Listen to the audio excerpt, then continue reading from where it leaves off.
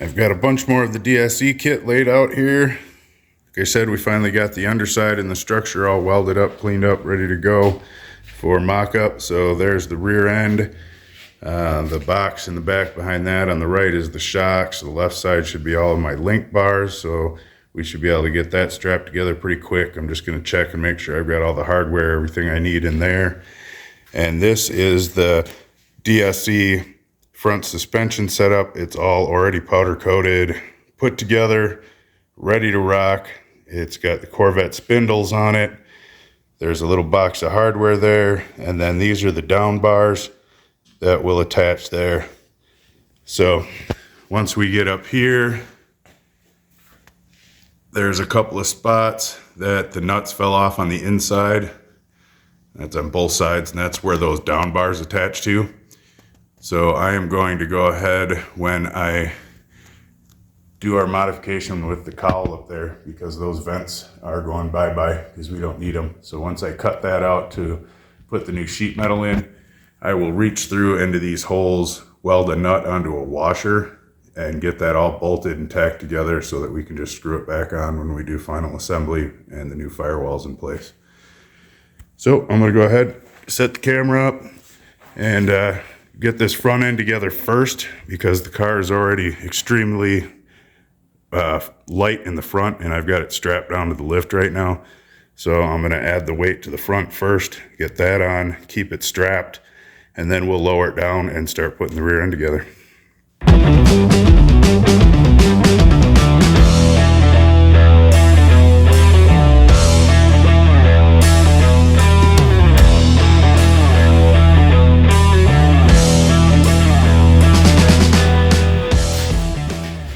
Just the deal here, there's a couple of nuts that were broken off on the inside of the firewall, very hard to get to.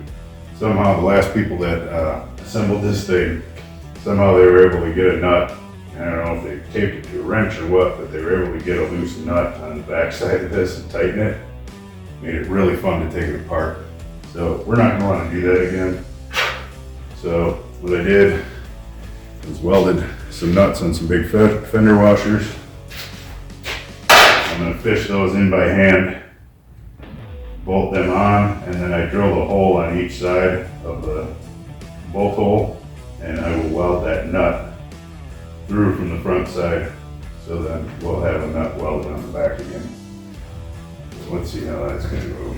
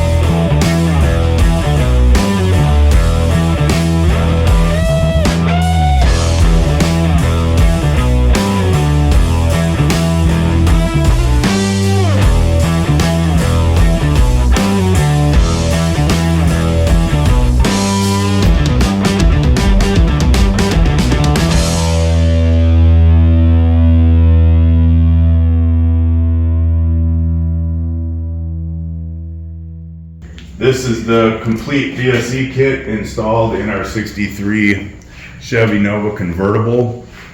We had a lot of repair work to do up front, but other than that, I think there was all of 18 bolts to actually get the front subframe assembly installed on the car.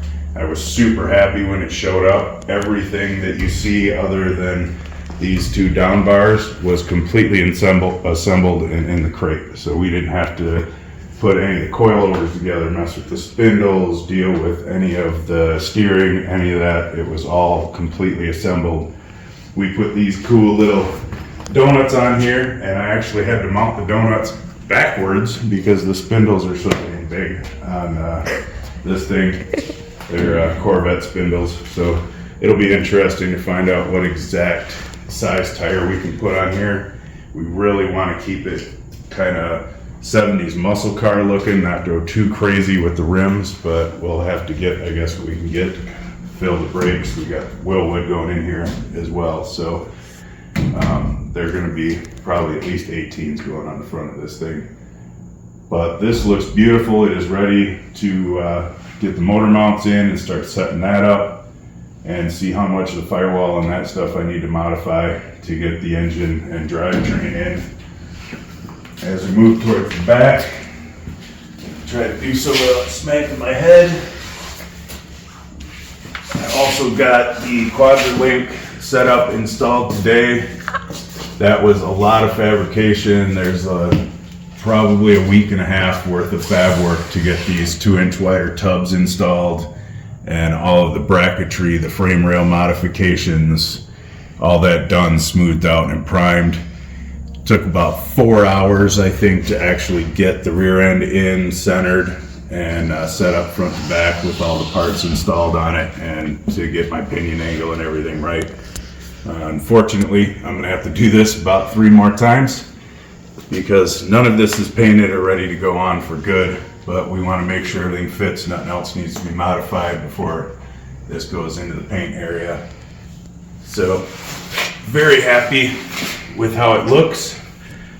Had a few little things that we had to move around, a few holes we had to open up, but I think that was just due to heat transfer, or maybe like the stuff on the front end, I think because of the powder coating.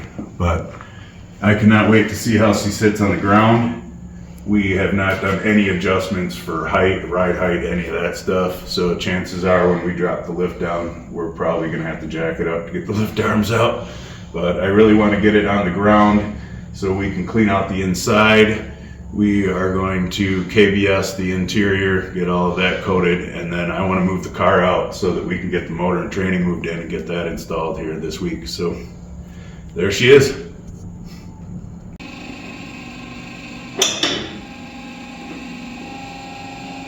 Hello, there you go.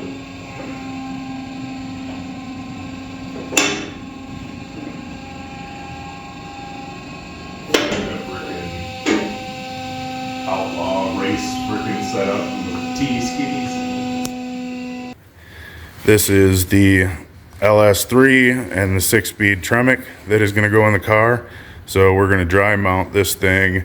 I'm not going to deal with the clutch, any of that stuff. We're just going to throw the bell housing on, attach it to the motor, get the motor mounts on, get it in here, figure out our transmission mount, and get that in. And yeah, we should be rolling, so I'm pretty happy.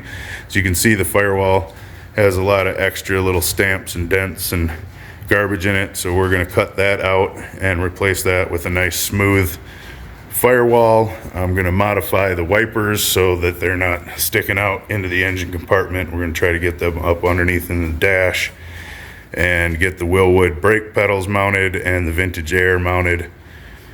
And then once that is all set and ready to go, you can see the whole inside is rust coated, ready to go right up until we get into the trunk where we had to do some modifications. So we're going to finish DAing and sanding this metal down back here. Had to drill the spot welds out and replace this rear light panel and the lower trunk panel. There's a couple little rust repairs under there and a new piece to put in. And then we'll get the back trunk here coated like the rest of the interior of the car.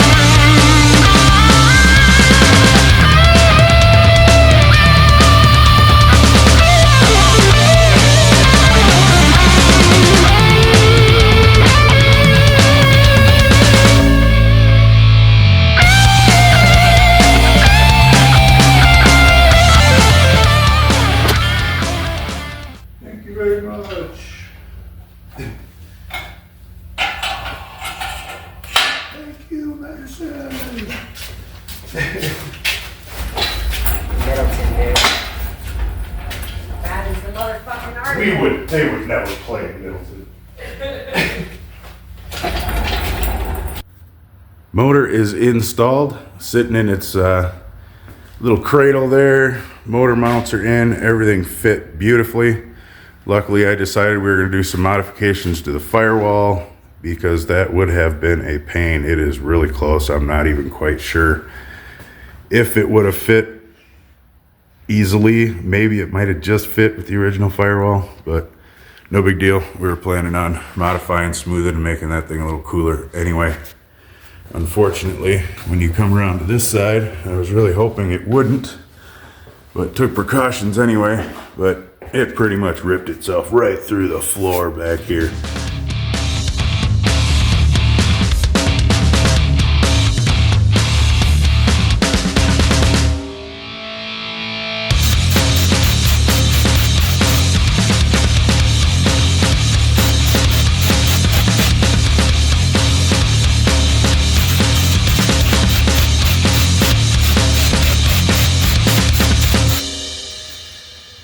There we go.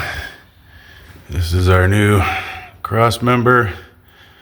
Welded it up, fabricated, did some miter cuts, welded some nuts up inside this floor here so we can just thread these 9/16 bolts right in. And we got a little 2x4 spacer in there right now, but that'll get replaced with the isolator when that gets here. But yeah, she looks pretty good. Very nice and strong. Goes along with a lot of the other square tubing and framing up under here, so it's going to look really nice.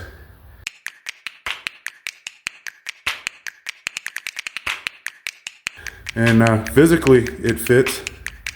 It just needs a little aesthetics.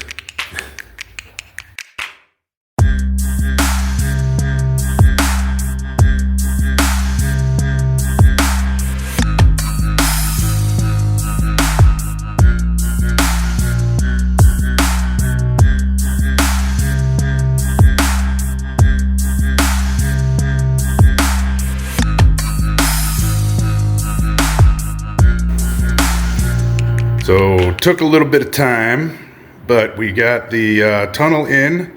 I was able to spread that top part of the tunnel apart and add like a 3-inch filler in there to get plenty of room around the gearbox. But from that section back, I pretty much had to hand make everything. I was a little worried about the drive shaft hitting here behind the gearbox and making enough room, so I cut that section out and ran a nice little taper all the way back down to the original tunnel, and then we welded the seat braces to it and built a nice little box to surround the shifter. So all of that stuff is in, the tunnel's in, everything's locked in, we know where the motor's gonna go. Here's the new light and lower trunk panel that we ordered off of Summit Racing. Looks perfect, has all the bracketry. We flip it over here, even has the little trunk latch assembly on it, so we don't need to keep any of this stuff at all. So I'm gonna start drilling these spot welds out, getting this piece of crap out of here.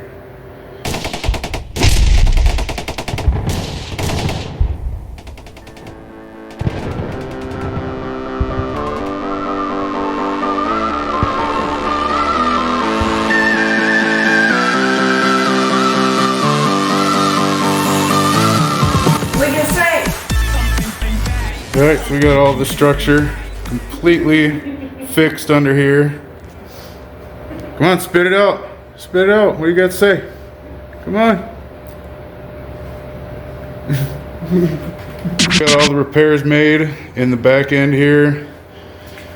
Floor patch back up. This little substructure frame, whatever that thing's called, up under here. Beautiful, sanded, flat, never know anything ever happened. So now we are going to get this rear panel, sand it. I'm gonna run the flap wheel around the edges, get it clamped into place, and hopefully just spot weld it in. It should just fit. There are a lot of really cool, subtle customizations that we're gonna be doing to this 63 convertible, and I am really excited for every single one of them. They're going to be it's just a really fun project to work on. I really want to get up there and work on that firewall and get the bead roller out and get that put together. But the project kind of dictates that we should be back here. I mean, the welder's here, the tools are here. I got all the repair work done back here. Flash on, so it's like... We are still using the original hinges on this thing, so there's still a little bit of play in it. We haven't decided which hinges we're going to go with for the final build, but I do have the original hinges back in. We got the original, or some bumpers that are going in, which will probably be what we use for final assembly, and got it all squared in line where we want it. We had to lift up this edge of the quarter a little to get these lines to go together. But if you would have seen it when we had the rear package out, this whole thing moved so much that I'm pretty sure over time people were just leaning on this and it pushed it down. But we've got all these gaps right where we want them. Tacked a couple of pieces of just 20 gauge in the corners, because like I said, those hinges still have a little bit of slop and I didn't want to put the latch and everything in. So we've got this all fitted exactly where we want it, and we are going to start making cardboard templates. Well, they won't really be templates, but making the whole section here that we want to customize out of cardboard, so then I can imagine and see how we're going to make it out of steel when it's done.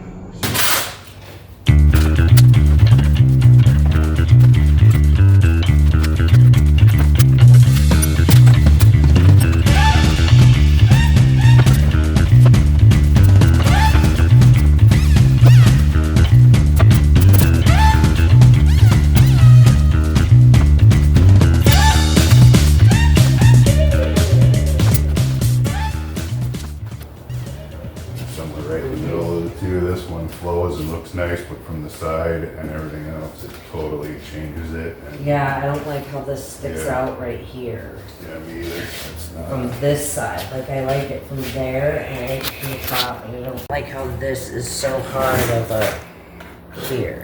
Yeah, it doesn't flow, so if it went all the way to the outside edge, I think it would be better.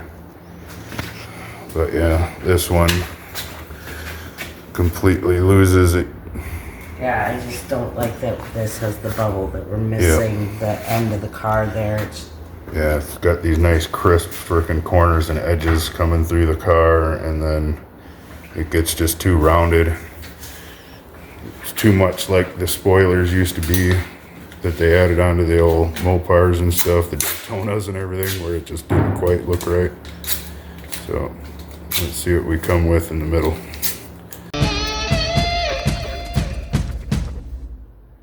Okay, so we finally got exactly what we want. We've looked at it from the back, from the side, standing, kneeling, every direction we can think of, and it just looks like it should be this way. It does not look like a modification, but when somebody looks at it and they own a 62 to 65 Nova, they're gonna know something's different.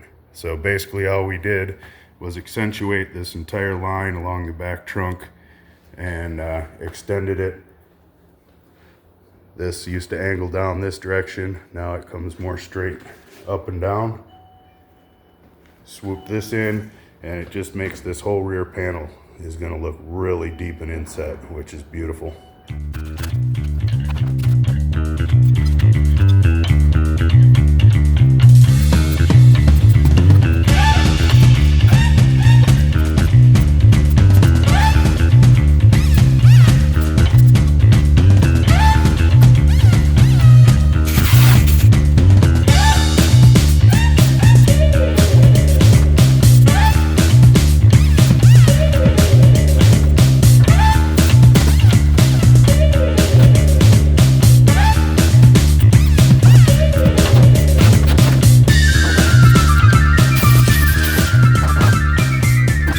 So the best part of building this spoiler and having some fun and being creative is pretty much done, and it's on to the hard work part. So I've got the welder all cleaned up, some 0.25 wire in it, and I am just going to sit here and slowly get this all welded and ground and all the lines good and done.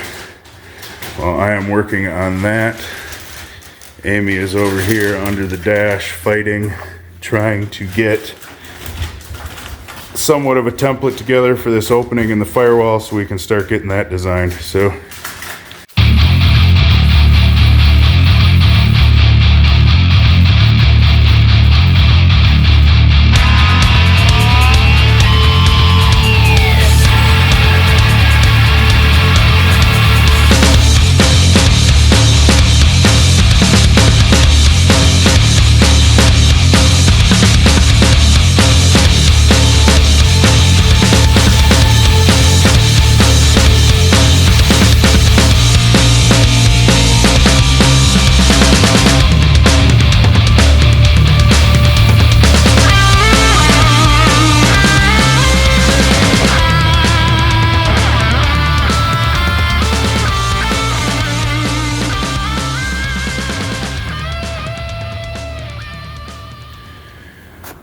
So we have a rough template built for the firewall. I got to play with the new dies on the bead roller a little bit. I got a pretty good game plan there, what we want to do, but there are a couple of inset spots I want to do on the firewall, and those are going to go around the Willwood parts. Ran into a small hiccup when we were mocking up the Willwood equipment to get the firewall ready to go. But it was actually a blessing. So instead of hanging the master cylinder and brake master on the firewall, those will actually mount underneath the dash. We'll put a couple of reverse mount pedals under there, build a bracket for it, and the rest of the firewall will be completely clean. So the last thing I need to deal with before we start cutting the pieces for the firewall is the wiper motor. I made a quick little template of where I think I can mount this thing underneath the dash, and I believe all I have to do is change the angle of the end of this. So I'm gonna make a quick little sheet metal piece for that just to hang it. Bend this bar over, get it up in there, give it a test, see if they work. If they work, awesome. Then I'll make that little bracket out of something stouter and get it welded in.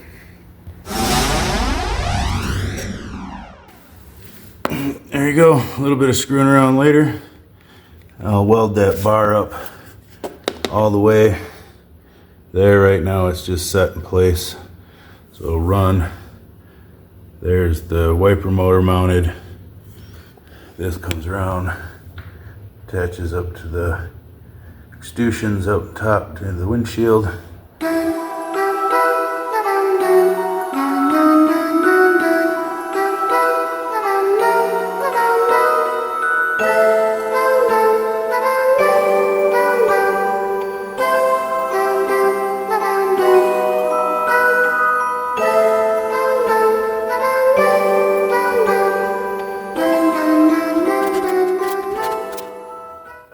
Here's the firewall piece. Got it all welded back together. I had to cut two little ears off of it. And then I need to cut out on these black lines here on each side. And then go on the inside, and that should just push right up into place and look awesome.